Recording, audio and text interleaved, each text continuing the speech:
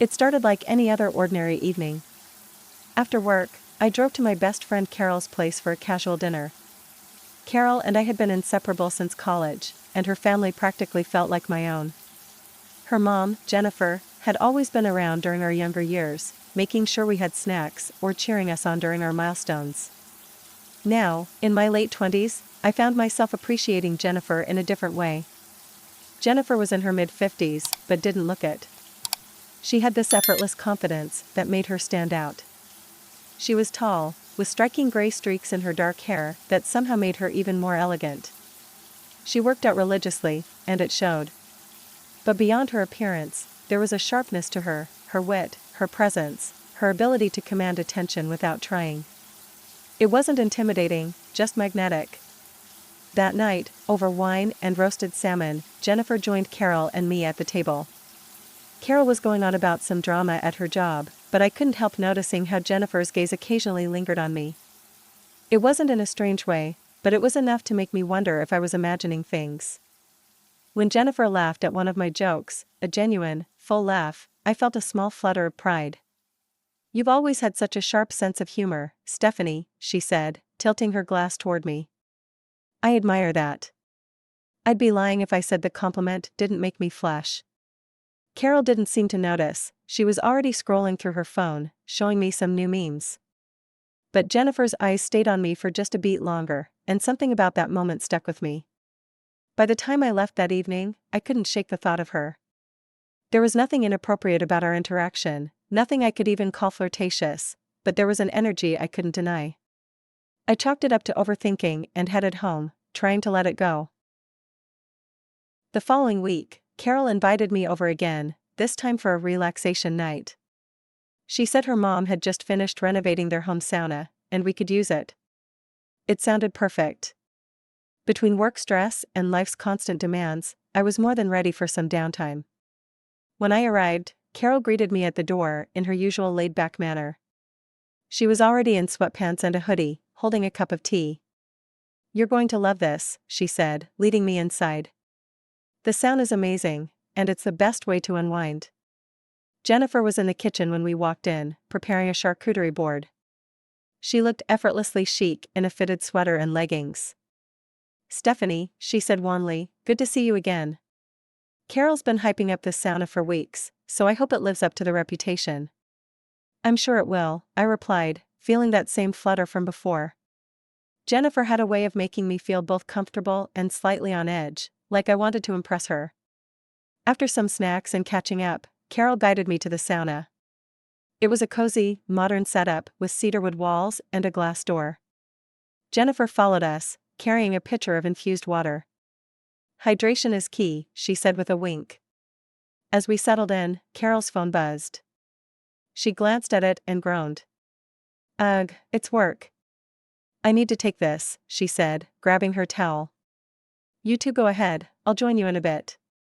Before I could protest, she was gone, leaving me alone with Jennifer. The sauna's heat wrapped around us as Jennifer closed the glass door. The soft hum of the heater filled the small, cedar-scented room, creating a cocoon of warmth and quiet. I sat on the lower bench, feeling both relaxed and oddly aware of her presence beside me. Jennifer poured water over the hot stones, releasing. I shook my head. "Not really. This is my first time in one like this. It's nice, though." She smiled, leaning back against the wooden paneling. "I come here almost every evening. It's my escape. Sometimes it's the only way to clear my head." I nodded, not knowing how to respond. The intimate setting made small talk feel almost unnecessary, but the silence between us was charged with something unspoken. "You've grown into such a remarkable young woman, Stephanie," Jennifer said after a moment, her voice soft but deliberate. "It's been wonderful seeing you evolve over the years." I blinked, caught off guard by her words. "Thank you. That means a lot coming from you." Her eyes held mine, and I felt my pulse quicken. "You've always had this quiet strength about you. Even when you were younger, I could see it. But now, you're confident in a way that's rare." I didn't know what to say. Her compliment felt too personal, too intimate, and yet I didn't want her to stop. "You must think I'm being overly sentimental," she said with a small laugh, breaking the moment. Blame it on the sauna. It has a way of making people open up. No, I don't think that at all, I replied quickly, my voice firmer than I expected.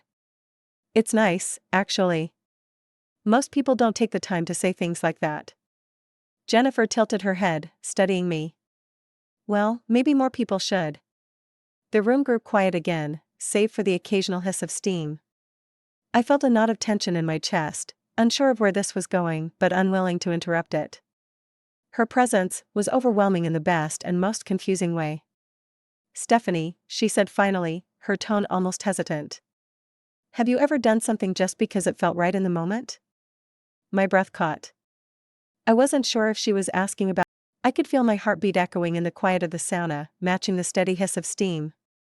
Jennifer's question hung in the air, and for a moment, I wasn't sure if I should respond or wait for her to clarify. I guess I have, I said slowly, carefully choosing my words. But it's not something I've done often. It's risky. Jennifer smiled faintly, her expression somewhere between wistful and curious. Risk can be good, don't you think? Sometimes it's the only way we really grow. I nodded, unsure if I agreed or if I was just caught in the moment. The air felt heavier now, as if the sauna's heat had intensified. Jennifer leaned forward slightly, her elbows resting on her knees. I think, she said softly, that too many of us go through life being too careful. Too afraid of what people might think, or of making mistakes. Her eyes met mine again, piercing and unflinching. But sometimes, the best moments happen when we stop overthinking. I swallowed hard, her words stirring something deep inside me. The tension between us was almost tangible now, and I could feel my face flushing, whether from the heat or her proximity, I couldn't tell. I wanted to say something, to break the spell, but I couldn't find the words. Jennifer's gaze softened, and she reached out, her fingers brushing lightly against my hand. The touch was brief, almost hesitant, but it sent a jolt through me. Sorry, she said quickly, pulling back. That was impulsive. It's okay, I murmured, my voice barely audible. The room felt impossibly small, the air thick with unspoken possibilities. Jennifer's expression was unreadable now, a mix of vulnerability and resolve. Sometimes, she said quietly, we just have to follow what feels right. Before I could respond, the sound of the door opening startled us both. Carol stepped back into the sauna, phone in hand and an exasperated look on her face. Work drama, she said with a sigh, oblivious to the charged moment she'd interrupted. Jennifer leaned back, her composure perfectly intact. Well, glad you're back, she said lightly. I forced a smile, my mind racing as I tried to process what had just happened. The rest of the evening passed in a blur, but I couldn't shake the feeling that something between Jennifer and me had shifted, and that nothing would ever quite be the same again. The following morning, I woke up feeling like I had been walking in a dream. Memories of the sauna lingered in my mind, vivid and unmistakable. I replayed the way Jennifer's fingers had brushed mine, the way her words had hung in the air like a question I couldn't answer. What had I done? And more importantly, what had she done? I tried to push the thoughts away as I got ready for work, but they refused to be ignored. My interactions with Jennifer had always been friendly, warm, and even affectionate at times. But now, they felt like something more, something I wasn't sure how to handle. As I sat at my desk later that day, my phone buzzed with a text from Carol. It was a simple message, a meme about the chaos of work life, but it made my stomach tighten. How could I face her knowing what had happened, or almost happened, with her mom? Later that evening, I found myself scrolling aimlessly on my phone, trying to distract myself. That's when Jennifer's name appeared on my screen. She had sent me a message. I hope you're doing okay. Last night was unexpected, but I want you to know I value our connection, whatever that means to you. My heart raced as I stared at the message. What did she mean by our connection? I wanted to respond, but I didn't know what to say. Was she apologizing? Was she testing the waters to see how I felt? I typed and deleted a dozen replies before settling on something simple. I'm okay. Thank you for checking in. Her reply came almost immediately. Good. Take care of yourself, Stephanie. The conversation ended there, but the weight of her words stayed with me. I wasn't sure where this was going or if it was going anywhere at all. But I knew one thing for certain: I couldn't ignore the way she made me feel, no matter how complicated it was. Days passed, but my thoughts stayed locked on Jennifer. Each memory of that evening replayed with painstaking detail: her words, her touch, her lingering gaze. It wasn't something I could share with anyone, least of all Carol. But I knew I needed clarity, and the only way to get it was by talking to Jennifer directly. I hesitated for days before finally deciding to text her. My fingers hovered over the keyboard as I typed, "Can we talk? I think I need to understand what happened." The message felt both direct and vulnerable, but it was the truth. Her response came after what felt like an eternity: "Of course. When are you free?" We decided to meet at a quiet cafe downtown. When I arrived, Jennifer was already there, sitting at a corner table with a coffee in front of her. She looked calm, but there was a flicker of tension in her eyes when she saw me. "Stephanie," she said with a small smile as I sat down. "I wasn't sure if you'd actually come."